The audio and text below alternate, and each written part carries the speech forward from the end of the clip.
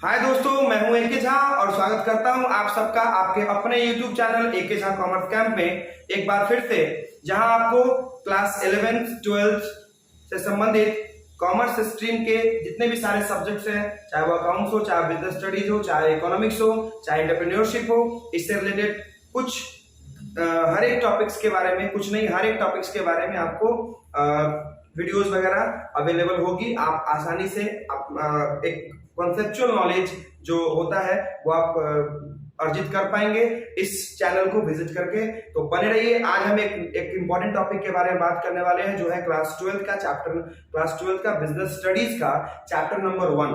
और chapter number 1 में है क्या, nature and significance of management. तो उससे रिलेटेड पार्ट 1, जो उस चैप्टर का जो पार्ट 1 वीडियो था वो आ चुका है ऑलरेडी।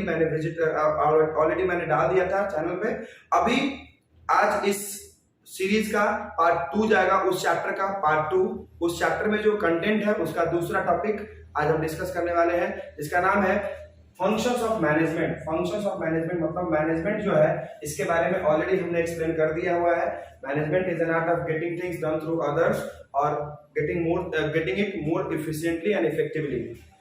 चीजों को सस्ते तरीके से, अच्छे तरीके से अचीव करना, चीजों को कम लागत पे और उचित समय पे अचीव करना मैनेजमेंट कहलाता है। भैया ये तो पिछले वीडियो में ऑलरेडी एक्सप्लेन हो चुका है।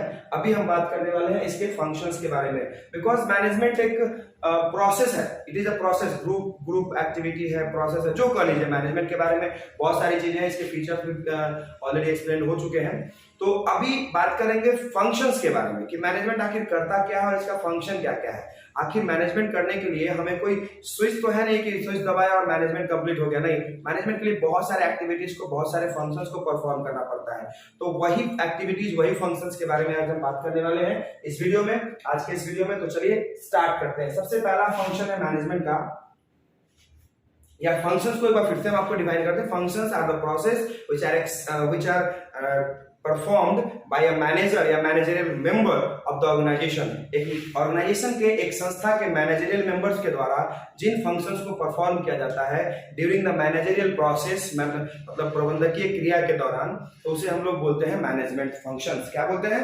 मैनेजमेंट फंक्शंस बोलते हैं। और मैनेजमेंट फंक्शंस में आप आएंगे तो मैनेजमेंट फंक्शंस में आपको 5 functions, basic functions of management जो है 5 है।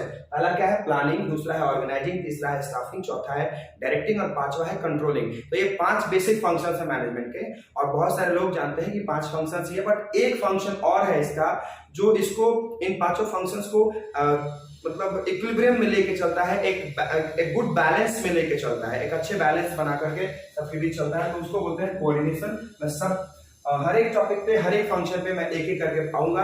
चलिए सबसे पहला बात करते हैं प्लानिंग। प्लानिंग क्या है? प्लानिंग मतलब होता है नियोजन। भविष्य में क्या करना है, कैसे करना है, क्यों करना है, कहाँ करना है, कब करना है, what to do, why to do, when to do, where to do, by whom to do. मतलब क्या करवाना है, कब करवाना है, कैसे करवाना है, क्यों करवाना है, कब कर, मतलब इन सभी चीजों के बारे में पहले से डिसाइड करना, पहले से डिसीजन लेना, पहले से ही सोचना कि क्या करना है, कब करना है, कहाँ करना है, किस लिए करना है। इस सारी चीजों के बारे में पहले से डिसाइड करना, ये प्लानिंग कहलाता है। इसका एक छोटा सा डेफिनेशन मैंने यहाँ लिखा है, the process of thinking before doing और टेकिंग इन हैंड्स। कोई भी काम हाथ में लेने से पहले या कोई भी काम करने से पहले उसके बारे में सोचना प्लानिंग कहलाता है। ठीक है, understand? I hope you better understand. तो प्लानिंग का मतलब होता है नियोजन। नियोजन का मतलब हुआ कोई भी काम, चाहे कैसा भी काम आप मैनेजमेंट कर रहे हैं, तो जाहिर सी बात है आपको बहुत सारे फंक्शंस परफॉर्म करने होंगे, डिसाइड करना होगा।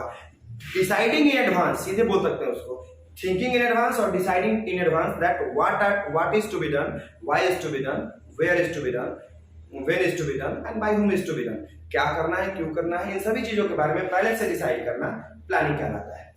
अब हमने प्लान कर लिया कि हमें क्या करना है, उसके बाद हम प्लान कर रहे हैं, उसके बाद हम क्या करेंगे, दूसरा ऑब्जेक्टिव है, दूसरा फंक्शन है ऑर्गेनाइजिंग। ऑर्गेनाइजिंग का मतलब होता है संगठन या फिर संगठन बनाना। तो ऑर्गेनाइजिंग का मतलब यहाँ सिर्फ लोगों के संगठन से नहीं है। ऑर्गेनाइजिंग का मतलब मैनेजमेंट में, ऑर्गेनाइजिंग का मतलब हो जाएगा कि अरेंजिंग ऑफ रिक्वायर्ड रिसोर्सेज या arrangement of required resources as per the requirement. या फिर ऐसे कर सकते हैं इसको, आप निकल गया, हाँ, द प्रोसेस ऑफ अरेंजिंग और कलेक्टिंग द रिक्वायर्ड रिसोर्सेज, वो एक्टिविटीज या वो प्रोसेस जिसके थ्रू आप जो भी चीजें आपके प्लानिंग को या आपके ऑर्गेनाइजेशन के ऑब्जेक्टिव को पूरा करने के लिए जो भी चीजें जरूरत की होंगी उन सभी चीजों को आप अरेंज करेंगे, कलेक्ट करेंगे, तो उसको हम लोग बोलते हैं ऑर्गेनाइजिंग। ठीक है, मैं इन पांचों फंक्शन से रिलेटेड एक एग्जांपल भी लास्ट में दे दूंगा, पहले फंक्शन समझ लीजिए आप। जो भी चीजें हमारे मतलब हमारे ऑर्गेनाइजेशन के गोल को पूरा करने के लिए जो जो चीजें चाहिए, जैसे मैन हो गया, कैपिटल हो गया, टेक्निक हो गया, मशीन हो गया, इन सभी चीजों को हम अरेंज करेंगे तो उसको बोलते हैं हम लोग ऑर्गेनाइजिंग। ठीक है, उसके बाद है staffing. Staffing is the process of putting the right person on the right place. सही व्यक्ति को सही काम देना, उनको ट्रेन करना, उनको समय समय पर ट्रांसफर करना, उनको मौका देना ताकि वो अपने आप को प्रमोट कर पाए, उनका प्रमोशन देना, उनको एक समय पे रिटायरमेंट देना, उनको सेपरेट करना जॉब से। These all are the process of staffing. These all are the functions of management also. The process of putting the right person on the right place या right job. सही व्यक्ति को सही जगह पे या सही जॉब पे रखना स्टाफिंग कहलाता है। उसकी योग्यता के हिसाब से, सही व्यक्ति को सही जगह पे करने का मतलब हुआ उसकी योग्यता के हिसाब से। अगर किसी की योग्यता प्यून जैसी है तो उसको प्यून ही बनाया जाएगा, अगर किसी की योग्यता अधिकारी जैसी है तो अधिकारी बनाया जाएगा, उसको अधिकारी के लिए उसको ऑप्शन दिए जाएंगे, उसके पास उसको अपॉर्चुनिटी दी जाएगी। ठीक है, इसीलिए देखते होंगे अक्सर जैसे वैकेंसीज वगैरह भी आती है कुछ ऑर्गेनाइजेशंस में, तो वहां पर योग्यता यानी कि एलिजिबिलिटी ऑलरेडी क्लियर रहता है कि ग्रेजुएट या अंडर ग्रेजुएट या फिर 10th पास या 8th पास या MBA या CA या पॉलिटेक्निक, ये सब ऑलरेडी क्लियर रहता है। तो putting the right person on the right place is known as staffing. ठीक है, उसके बाद आपका डायरेक्टिंग। डायरेक्टिंग किसको बोलते हैं भैया? Directing is the process of giving instructions to the subordinates. Subordinates का मतलब होता है अपने से नीचे के लोग, जो आपके मध्यस्थ है उनको इंस्ट्रक्शंस देना। इंस्ट्रक्शंस मतलब होता है what to do and what is not to do, तो क्या करना है और क्या नहीं करना है। जैसे किसी आइटम पे भी लिखा रहता है, किसी प्रोडक्ट पे भी लिखा रहता है इंस्ट्रक्शंस, यूज कैसे करना है उसके लिए इंस्ट्रक्शंस होते हैं। तो इंस्ट्रक्शंस का मतलब हुआ क्या करना है, क्या नहीं करना है। दीज आर द इंस्ट्रक्शंस, और इंस्ट्रक्शंस इसमें लिखा हुआ है सबऑर्डिनेट्स को दिया जाता है। आप जिस प्लेस पे काम कर रहे हैं, जिस पोस्ट पे काम कर रहे हैं, वहां आपसे ऊपर भी लोग होंगे और आपसे नीचे भी लोग होंगे। आपसे ऊपर जो होंगे उनको बोलते हैं हम लोग सुपीरियर, जो आपसे ऊंचे पदों पे आसीन है, ऊंचे पदों पे उपस्थित है, और आपसे जो नीचे होते हैं उनको बोलते हैं सबऑर्डिनेट्स। तो हमेशा इंस्ट्रक्शंस यानी गाइडलाइंस आप अपने से नीचे के पदों पे आधारित होकर उनको देते हैं। आप हम अपने से सीनियर को कभी आप इंस्ट्रक्शंस नहीं देते हैं। मेरी बात समझ में आ रही होगी, आई होप। उसके बाद है आपका डायरेक्टिंग हो गया। डायरेक्टिंग में इंस्ट्रक्शंस को देना है। इंस्ट्रक्शंस मतलब क्या करना है, कैसे करना है, ये सब चीजों के बारे में बताना, काम को समझाना। अब जिस व्यक्ति से आप काम करवाना चाह रहे हैं उसको समझाना कि ये कैसे होगा, ये इंस्ट्रक्शंस कहलाता है। क्या कहलाता है?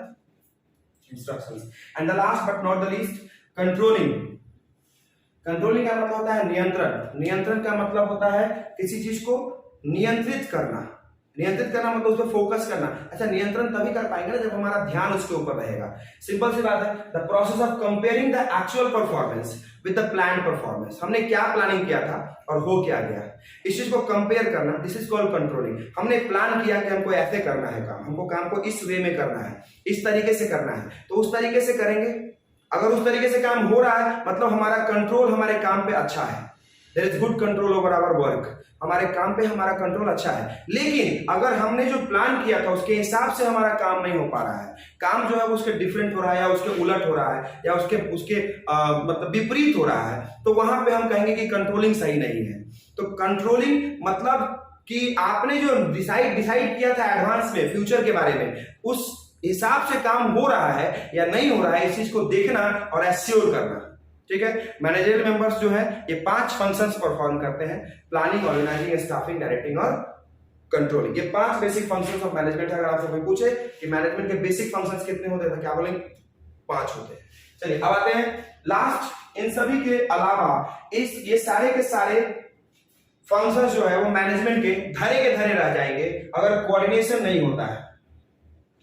कोऑर्डिनेशन कहां गया है? The essence of management. जहां कोऑर्डिनेशन है वहां मैनेजमेंट है, जहां कोऑर्डिनेशन नहीं वहां मैनेजमेंट नहीं। सिंपल सी बात है, एक लाइन में कहा जा सकता है कि the essence of management is coordination. Coordination मतलब होता है सह संयोजन या फिर समन्वय, मतलब कि मैनेजमेंट में बहुत सारे उतार चढ़ाव आते हैं, मैनेजमेंट के रास्ते में बहुत सारे उतार चढ़ाव आते हैं, बहुत सारी परेशानियां आती हैं।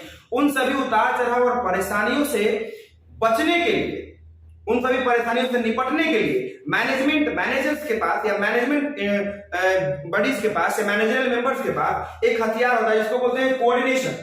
कोऑर्डिनेशन मतलब है making the good balance between the consequences of the management या फिर ऑर्गेनाइजेशन। उस ऑर्गेनाइजेशन के जितने भी सारे कॉन्सिक्वेंसेज है, जितने भी सारे परेशानियां हैं या फिर जितनी भी सारी चीजें हैं, एलिमेंट्स हैं, उन सभी एलिमेंट्स को एक अच्छे बैलेंस के साथ लेकर चलना कोऑर्डिनेशन कहलाता है। ठीक है, कोऑर्डिनेशन मतलब जैसे मान लीजिए दो एम्प्लॉइज के बीच में कभी झड़प हो गया, चीजें अनकंफर्टेबल तरीके से हो रही है या वर्किंग कंडीशन सही नहीं है, तो वहां पे मैनेजमेंट का काम आता है कोऑर्डिनेट करना कि कैसे कोऑर्डिनेट करेगा आपस में एक दूसरे को, ताकि वो ऑर्गेनाइजेशन का गोल पूरा हो सके। और कोऑर्डिनेशन सही होगा तो मैनेजमेंट के पांचों फंक्शन ऑलरेडी सही तरीके से परफॉर्म किए जाएंगे। तो ये कहा जाए कि ये पांचों फंक्शंस जो है वो है बेसिक फंक्शंस, बट उन सभी से बढ़ के जो है आपका इसेंस ऑफ मैनेजमेंट जो कि कोऑर्डिनेशन कहलाता है, ये मैनेजमेंट का सबसे बड़ा फंक्शन है, सबसे बिगेस्ट फंक्शन है, सबसे इंपॉर्टेंट फंक्शन है। बिकॉज इसके बिना ये पांचों फंक्शंस बेकार है। ठीक है, पानी कम चाय वाला बात है। ठीक है, बिल्कुल बेकार हो जाता है।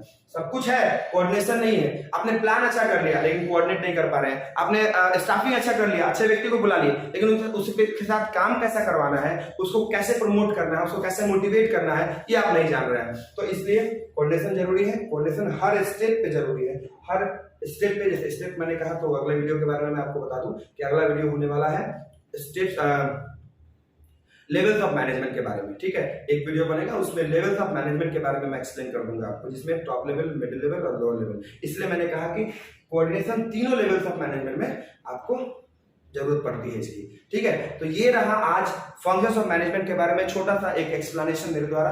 और आई होप आपको वीडियो अच्छा लगा होगा, समझ में भी आया होगा। इतना बेसिक लैंग्वेज में मैंने समझाने का कोशिश किया है, आप समझें। और चैनल को लाइक, सब्सक्राइब और शेयर करना ना भूलें। बेल आइकन को हिट कर दें अगर आप नए हैं चैनल पे तो, और ज्यादा से ज्यादा चैनल को शेयर करें। Thank you.